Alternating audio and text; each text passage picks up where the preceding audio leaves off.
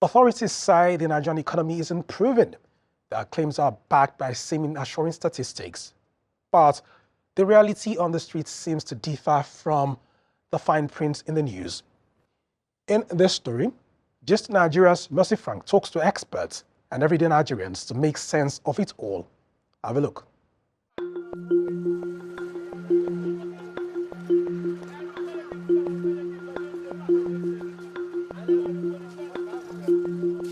The economy is stabilized. Nobody is trading piece of paper for exchange rate anymore. It's right to say that you stabilize the economy, but stability is not growth. The woman in Oyo State, the man in Benue State, they can't feel the gains from these reforms. From the papers to purses, could this be a tale of two economies?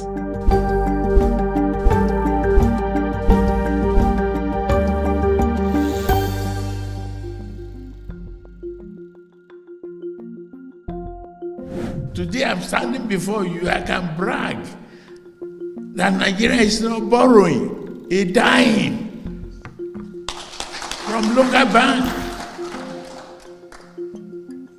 The revenue, we have met our target of revenue for the whole year. We met it in August. Nigeria's President Bola Tinubu's confidence seems ironclad.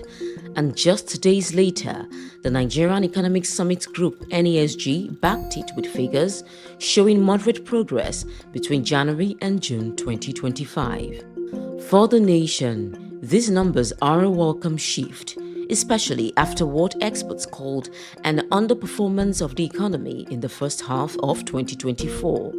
Our economic growth was around 3.1 in the first 3 months of the year, and in our review of the economy, we felt we would actually come to 3.5 at the end of H1, thinking Nigeria would do better with an higher growth in the second quarter of the year. In macroeconomic terms, we've seen improvement in productivity, we've seen inflation coming down, we've seen the fiscal side improving slightly. We've also seen improvement in external accounts. What we notice is that this growth is highly concentrated in the services sector. And, so other sectors with high job elasticity or with high capacity to, generate more jobs, those sectors, they grew at a slower pace. Specifically, figures from the NESG show Nigeria's economy grew to 3.1% in the first quarter of 2025.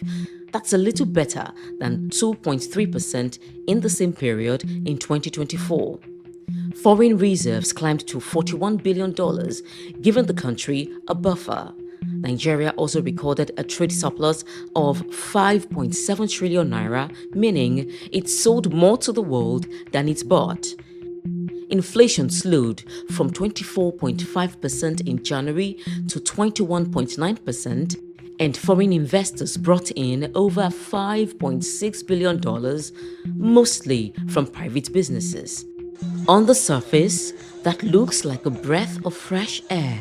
Yet, average Nigerians are saying, not exactly. I'm sorry to say, but I'm not feeling it. Before, my house rent used to be 1.5. Now it's about 2 point something million. To somebody like me, a common man or a Nigerian citizen, there is no way you tell me that the economy is growing, because I myself is feeling the adverse effect. At the end of the day, when the salary comes, before the salary, I cannot even help myself, the place of helping anyone around me. These Nigerians paint a picture of how many others are feeling the pinch, despite what the headlines say. Amaka Iwuchukwu has been a fashion entrepreneur since 2010 in southeastern Nigeria's Anambra State. For example, like this one now, I bought this one at the January, like 4,000 naira, but now it's almost 6K. Even this jean, January, we used to buy it 18K, but now it's 18.5. So everything, both the transportation, everything, we have to add our own, because most we will add our transportation and everything. While Amaka is able to pass the cost to her customers, Adekunle Akande, a civil servant in southwestern Oyo State, can only stretch his fixed salary to cover rising expenses for his family of 6. I'm paying almost ×4 of what I've paid in the last 2-3 years. Amaka and Akande are a reflection of what the Nigerian economy feels like at the ground level. But beyond individual experiences, the market gives us a sense of how prices are shifting. To get a clearer picture, I bought some items in 3 major markets here in Lagos and tracked prices through surveys in Abuja, Anambra, and then Kaduna State, where living costs are supposed to be lower. Now, in January, a tuber of yam of this size cost between 5,000 and 6,000 naira. By August, it was down to about 4,000 naira. Now, rice, a major staple in Nigeria, also dropped. A bowl that sold for 7,000 in January now goes for 6,000 naira. Honey beans fell too, from about 7,600 naira per bowl in January to 6,000 naira in August 2025. Gari is the little, 2,800 naira in January, down to 2,500 naira by August. Filling a 3 kg cooking gas cylinder was 3,900 naira in January. Now it's between 3,300 and 3,600 naira. But apples moved the other way. In January, you could get this apple for 500 naira. Today, it goes for between 700 and 800 naira. Bread enjoyed stable prices. A family-sized loaf which cost 1,800 naira cost almost the same, except in cases of 100 or 200 naira increase. And sachet water? No change. 10 bags to go for 5,000 naira, same as January.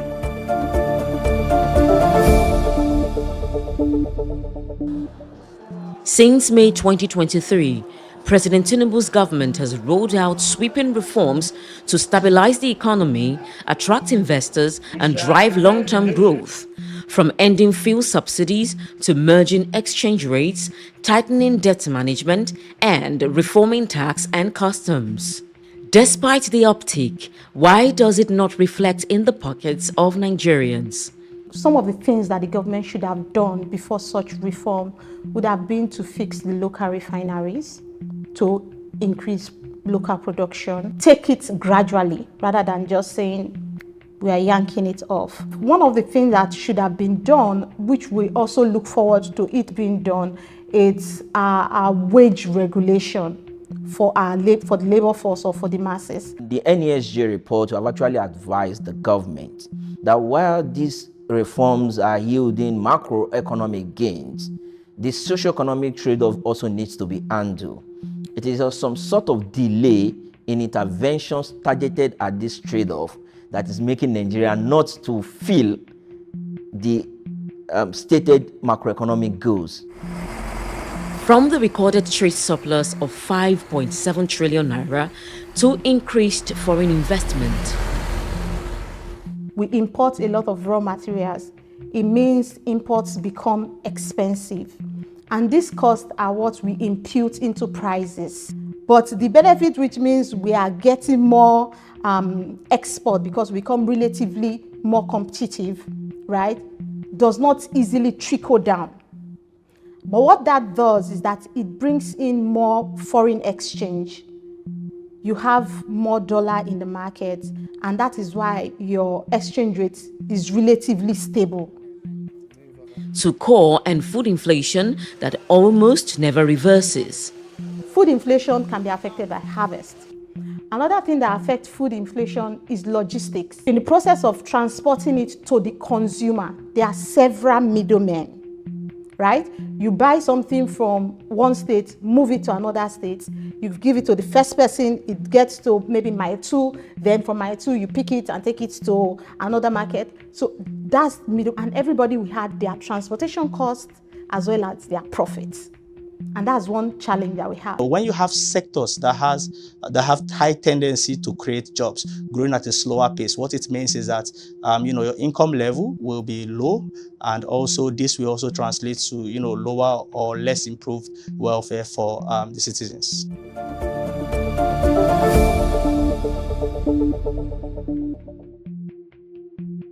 Despite the improvements, NESG warns that the gains won't be enough to lift incomes or create board jobs in 2025 without deliberate steps to drive inclusion. We are very clear in our minds that if you set out with a tax reform and you say you want to generate more revenue, you're placing the cart before the horse. I've said this many times, I'll say it again. Taxes are the consequences of economic activities.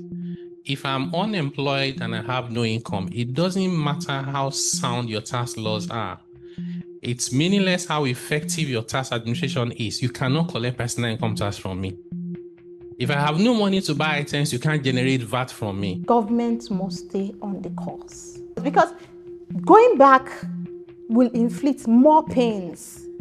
So stay on the course, communicate better, coordinate your policies, make sure as a monetary authority, if you are targeting inflation and reducing liquidity, the fiscal side should not be driving it excessively, because you will not hit your target. There needs to be a synergy. What we are seeing here is more around government supporting private sector and businesses to do what they know how to do better, aside from making profits. And these are creating jobs, supporting the economy, enhancing innovation. What we envisaged in early 2025 was that the stabilization phase should take roughly about 12 months or a year, right? Then once we stabilize, but this is based on not just implementing reform, but implementing other cushioning measures to tackle the pains from the reforms. Then the second phase is, once you do that, you now move to the consolidation phase. In that phase, we envisage a period of about 2 to 3 years. The growth of Nigerian economy and the groaning of its citizens are both real, yet they run like parallel lines struggling for a meeting point. Experts insist that until policies touch people where they live, growth will remain a story on paper, not reality in people's pockets. Mercy Frank, Gist Nigeria.